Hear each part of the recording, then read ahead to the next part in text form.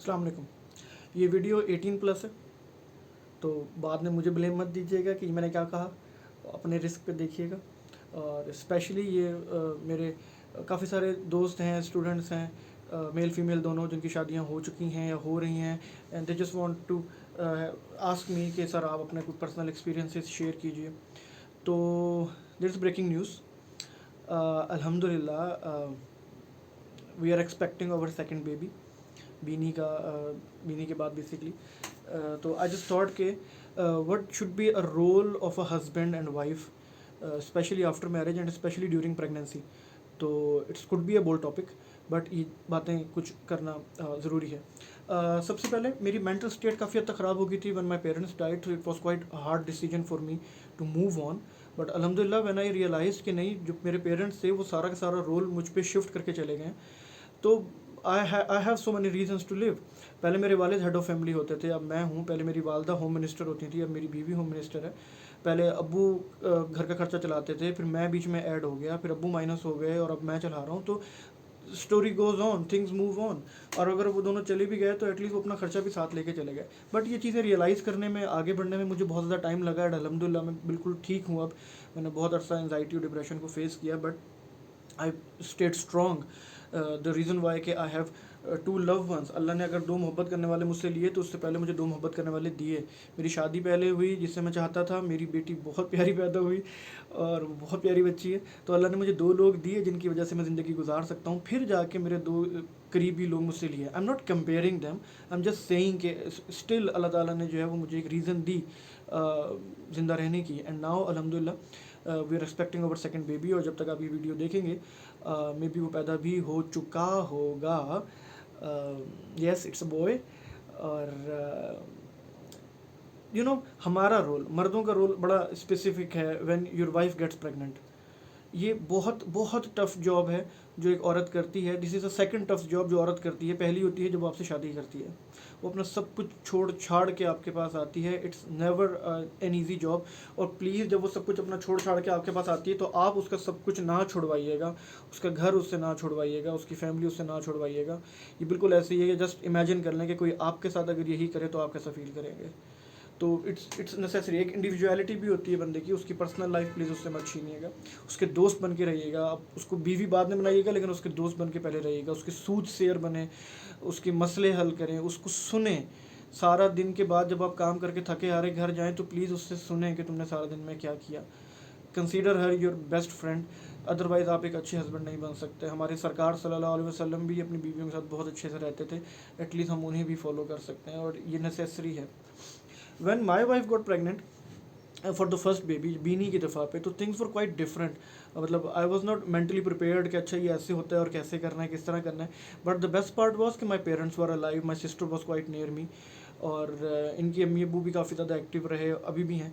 But the worst part is कि अब अम्मी अब्बू नहीं है। तो मेरे लिए काफ़ी ज़्यादा मुश्किल था अंडरस्टैंड करना कि अब मैं अपनी लाइफ को कैसे कैरी ऑन करूँगा। मैं अपनी खुशी इमेजिन नहीं कर रहा था कि मेरे घर में एक बेबी पैदा हो और मेरे पेरेंट्स उसको ना देख सकें। मैंने अपने नाना नानी के साथ टाइम नहीं गुजारा, मैंने अपने दादा के साथ टाइम नहीं गुजारा। तो आई हैड दैट फीलिंग कि मेरे बच्चे भी जो है वो मेरे पेरेंट्स के साथ यानी अपने दादा दादी के साथ टाइम नहीं गुजार सकेंगे, तो मुझे बुरा लगा। बट देन ये अल्लाह ताला का डिसीजन था, इट वाज गुड। जो हो रहा है अच्छा हो रहा है। शुरू में तो आपको पता ही नहीं लगता कि आपकी वाइफ जो है प्रेग्नेंट हो गई है। महीना डेढ़ के बाद ही पता लगता है, when that monthly period got stopped. तो आपको अंदाज़ा होता है कि अच्छा ये चीज़ हो गई है। सो प्लीज़ स्टार्ट के मंथ्स में बहुत ज़्यादा केयर करें, स्पेशली शुरू के 3-4 महीनों में। उसको अच्छा खिलाएं पिलाएं, और ये प्लीज़ बाइक के धक्के शक्के ना लगवाइएगा, और किसी और तरह के भी धक्के ना लगवाइएगा।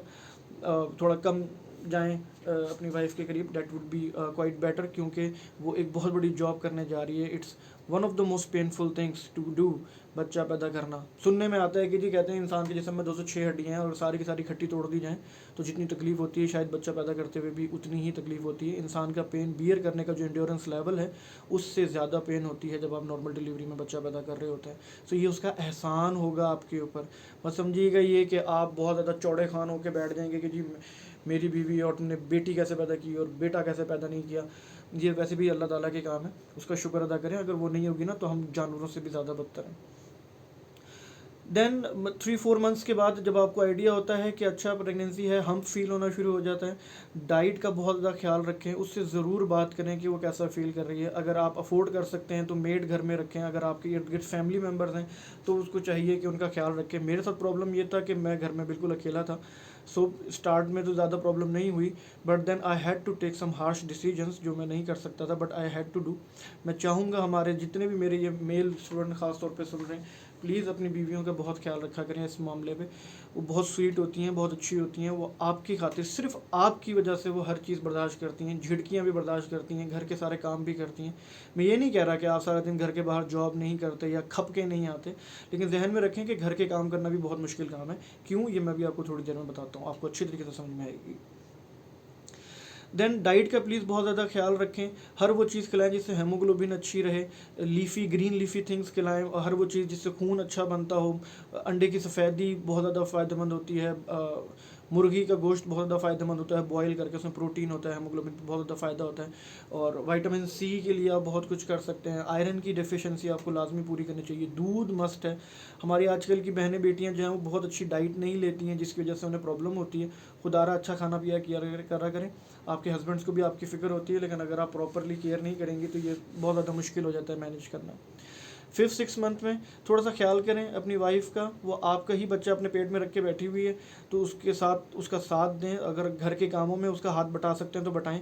वट आई डिड कि व्हेन 6 और 7 मंथ स्टार्टेड, तो हमें एक ब्रेकिंग न्यूज़ मिली कि माशाल्लाह जो है वो बेटा है। And I had promise God कि टू डू सर्टेन थिंग, मैं एक फ्यूचर में कुछ करना चाहता हूँ, तो और वो मैं इंशाल्लाह ज़रूर करूँगा। Then I came to know कि वो बेटा है। तो पहले तो इशू बन गया कि जी नाम क्या रखना है। I always wanted to name him Zeus, ZEUS।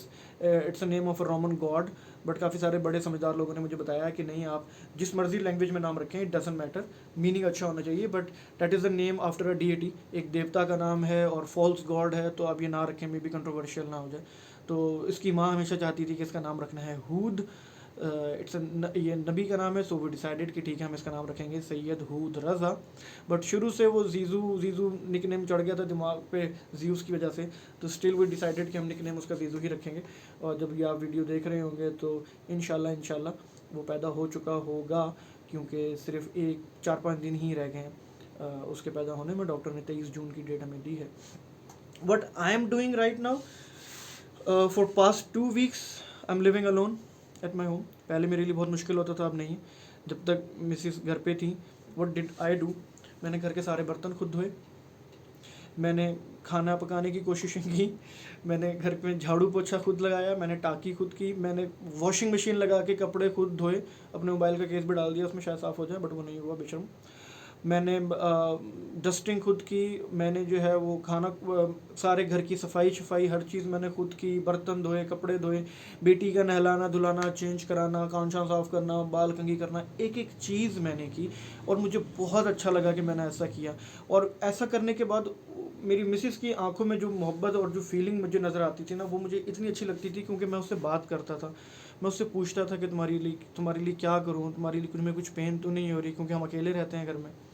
अगर ये क्वारंटीन वाला सेटअप ना होता तो शायद मैं इतनी ज़्यादा उसकी केयर ना कर पाता, क्योंकि मुझे जॉब वगैरह पे जाना था। बट ये अल्लाह की तरफ से ब्लेसिंग इन डिस्गाइज ही था मेरे लिए कि मैंने उसको बहुत टाइम दिया। बट अगर आपके बच्चे नॉर्मल सिचुएशन में होते हैं और आप सारा दिन जॉब कर रहे हैं, तो एटलीस्ट आप रात को घर आके उसके पास ज़रूर बैठें, उसका हाथ ज़रूर पकड़ें, पेट पे हाथ रख के उसकी मूवमेंट, उसकी वाइब्रेशन को ज़रूर फील करें। It's beautiful sensation. ये इतना खूबसूरत रिलेशन अल्लाह ने बनाया है कि हम इसको पता नहीं क्यों स्पॉइल कर देते हैं, हम इसको पता नहीं क्यों एंजॉय नहीं करते। Your wife should be your best friend. Feel करें कि वो किस पेन से गुजर रही है, फील करें कि वो किस मेंटल और फिजिकल पेन से गुजर रही है। अगर आप उस चीज़ को फील कर लें, खुदा की कसम आप एक अजीम इंसान बन जाएंगे। कहा जाता है कि अगर अल्लाह ताला ने ऐसी जॉब्स रखी होती ना कि एक बच्चा औरत पैदा करती, फिर एक मर्द पैदा करता, फिर एक औरत पैदा करती, फिर एक मर्द पैदा करता, मैं कसम खा के कहता हूँ किसी के घर में 3 से ज़्यादा बच्चे ना होते, क्योंकि औरत तो दूसरा कर लेती, लेकिन हम लोगों से नहीं होना था। पहला नहीं होना था तो दूसरा तो बहुत ही दूर की बात है। सो एहसास करें, उसकी ज़िम्मेदारी नहीं है आपके पेरेंट्स की खिदमत करना, आपके बच्चे को दूध पिलाना, ये आपकी ज़िम्मेदारी है कि आप उसको जो है मुआवजा दें, बट इट नेवर मीन कि आप पैसे पकड़ाना शुरू कर दें, ये लो 100 रुपये दूध पिलाने के। Shouldn't be like this. आप यही कर सकते हैं कि आप उसकी केयर करें। वैसे हम बड़े मर्द बन के आ जाते हैं कि जी हमारा बच्चा, लेकिन रात को 3 बजे जब बच्चा रोता है तो फिर हम बीवी पे ही चीख रहे होते हैं कि चुप कराओ उसको, मैंने सुबह जॉब पे जाना है। तो वो भी तो सारा दिन काम कर रही है। मैंने अब घर के काम करना शुरू किए हैं, लग पता जाता है भाई। बाहर की जॉब भी टफ़ है, लेकिन घर की जॉब इक्वली टफ़ है। इस चीज़ को रियलाइज़ करें कि दोनों की जॉब बहुत ज़्यादा मुश्किल होती है। 7, 8, 9 मंथ में कोशिश करें कि बेगम के करीब ना ही जाएँ तो बेहतर है, क्योंकि कुछ थोड़ी बहुत गलतियाँ जो हैं वो सारी ज़िंदगी भुगतनी पड़ सकती हैं आपको।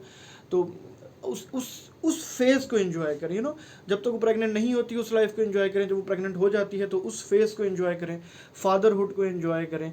अब ये सिर्फ बच्चा पैदा होने तक महदूद नहीं रहता। प्लीज़ उसकी डाइट का हमेशा, मैं बार बार कह रहा हूँ कि बहुत ज़्यादा ख्याल करें, उससे बैठ के बात किया करें। वो सिर्फ आपके आसरे इस घर पे बैठी है, और जब आप उससे बात करते हैं, उसको प्यार से देखते हैं, उसका हाथ पकड़ते हैं, उसके साथ टाइम स्पेंड करते हैं, उससे पूछते हैं तुझे कोई मसला तो नहीं, कोई चीज़ तो नहीं चाहिए, तो वो आपकी खातिर जान दे देगी, यकीन करें। अगर वो वर्किंग लेडी है तो अपनी जॉब छोड़ के बेचारी बैठी है मैटरनिटी लीव पे, और फिर वो उसने दोबारा जॉब पे जाना है। It's hell of a task. इस चीज़ की कदर करें। जब आप बाप बनते हैं, जो बन चुके हैं या बनने वाले हैं, तो वो शायद मेरी इस बात को ज़्यादा अच्छे से अंडरस्टैंड कर सकेंगे, लेकिन जो मुझे फॉलो करते हैं, बहुत सारे लोग मुझसे कहते हैं कि इस टाइप की बातें भी हमसे शेयर करें। तो प्लीज़ मेरी इन बातों को ध्यान में रखें। ये हमारे सरकार का हुक्म है, ये सुन्नत है, बीवियों का ख्याल रखना, उनसे अच्छे से बात करना। मैं इस चीज़ को फॉलो कर रहा हूँ। मैं ये नहीं कहता मैं बहुत नेक हूँ, लेकिन जितना मुझसे हो रहा है मैं कर रहा हूँ। And thanks to that quarantine session as well, कि मुझे मौका मिला कि मैं अपनी बीवी का अच्छे से ख्याल रख सकूँ। फैमिली कंप्लीट हो जाती है, उसके बाद बीनी जब पैदा हुई थी उसको थोड़ा सा लिम्फ नोड्स का और आंतों का मसला था। तो अक्सर ऐसा होता था कि मैं सही सही रात उसको कंधे पे रख के फिरता रहता था, या बैठा रहता था, या तकियों से टेक लगा के लेटता था, फिर वो सोती थी जब उसका पेट दबता था। मैंने कभी अपनी बीवी को नहीं छिड़का। बैली बेचारी, नॉर्मल डिलीवरी हो तो बेचारी बहुत बुरी हालत में होती है, सर्जरी के बाद भी स्टिचेस लगे होते हैं, फिर वो वक्त बे वक्त उठती है, उसको दूध पिलाती है। और आप अगर उसका साथ नहीं देंगे तो उसको नौकरानी ना बनाइएगा। प्लीज़ खुदा का वास्ता है, उनके साथ इक्वल ट्रीटमेंट करें। जेंडर इक्वालिटी बहुत ज़्यादा ज़रूरी है। अगर आपकी फैमिली में कोई अंडरस्टैंड नहीं करता तो उनसे भी अच्छे तरीके से आप बात करें, क्योंकि आपके पास बहुत पावर है। You are the middle man. अम्मी के साथ भी आप सेटिंग करवा सकते हैं और बीवी के साथ भी आप सेटिंग करवा सकते हैं। बातों का तो उन दोनों की आपस में नहीं बनती, but you are the one जिसके ऊपर दोनों तरीके से जो है वो ज्वाइंट करना जो है वो बहुत ज़्यादा ज़रूरी होता है। तो बस ये कुछ चीज़ें थी जो मैं आप लोगों से शेयर करना चाह रहा था। अगर इससे रिलेटेड कोई और बात भी आप मुझसे पूछना चाहें तो मैं ज़रूर आपसे करूँगा, और मैं अनकरीब इस टाइप की कुछ वीडियोस और भी बनाऊँगा, ताकि जो मेरे 18+ के जो लोग हैं, जो फॉलोअर्स हैं, जो दोस्त हैं, जो स्टूडेंट्स हैं, उन्हें मेरी पर्सनल लाइफ से भी ये चीज़ पता लगे कि क्या चीज़ किस तरीके से अच्छी रहती है, किस तरीके से बुरी रहती है। किसी की कोई दिल आज़ारी हुई हो तो मैं माजरा चाहता हूँ, बट प्लीज़ अपनी बीवियों के साथ दोस्तों वाला सलूक करें, उनके साथ बहुत अच्छे से रहें। आप भी बहुत अच्छे से रहेंगे, वो ये सब कुछ आपकी खातिर कर रही होती है। मैं इतना ज़्यादा ओवरवेल्म्ड फील कर रहा होता हूँ कि मेरी मिसेस चूँ नहीं करती, अपने मुंह से उफ नहीं निकालती, लेकिन मुझे उसकी आंखों में पता लग जाता है कि अब इसको प्रॉब्लम हो रही है, और मैं उस चीज़ को ऑब्ज़र्व करता हूँ। बट अगर आप अपनी मिसेस की आंखों में देख के उसकी प्रॉब्लम को ऑब्ज़र्व नहीं कर सकते तो ये बहुत ख़तरनाक चीज़ है। मैं 2 हफ्ते से अकेला रह रहा हूँ घर में। मैं बहुत ज़्यादा डेंजरस किस्म का इंसान रहा हूँ किसी दौर में, बट मैं मैनेज कर रहा हूँ, क्योंकि I love her and I love my kids as well. और पता नहीं कितना अरसा मुझे मज़ीद अकेले रहना पड़े, क्योंकि आफ्टर डिलीवरी उन्होंने अपनी वालदा के घर ही जाना है। मैं हमेशा से ये चीज़ बिलीव करता था कि जिस फैमिली में बच्चा हो रहा है वो वहीं पे रहनी चाहिए, बट पेरेंट्स चले गए, बहनें अपने घरों में बिज़ी हैं, तो मैं ये रिस्क नहीं ले सकता था कि मैं उसे सारा दिन अकेला यहाँ पे छोड़ता। वहाँ पे भी माशाल्लाह उसकी बहुत अच्छी केयर हो रही है, बट मैं डेली जाता हूँ उससे मिलने के लिए, और ये सिलसिला मैं ऐसे ही जारी रखूँगा। फिर जैसे ही वो सही हो जाएगी मैं उसे घर ले आऊँगा। मे भी जब तक आप ये वीडियो देखें वो घर आ भी चुकी हूँ। आप लोग मुझे मुबारकबाद ऑलरेडी दे भी चुके हैं बेटे की, और दोबारा भी दे सकते हैं। So thank you so very much. Please अपनी लाइफ पार्टनर के साथ ज्वाइंट रहिए। असल मर्दानगी यही है कि आप अपनी बीवी से प्यार से बात करें, उसे बिला वजह की सख्ती ना करें, उसके दोस्त बन के रहें, उसके साथ झाड़ू पोछा लगाने में कोई आर नहीं है। वो सारा दिन आपके घर की खिदमत करती है और आपके इंतज़ार में बैठी होती है। तो अब रात को घर जाएँ तो प्लीज़ उसके साथ प्यार से रहा करें, अच्छे से रहा करें, ये सवाब है। अल्लाह आप सबको बहुत खुश रखे। Thank you so much. अल्लाह हाफिज़।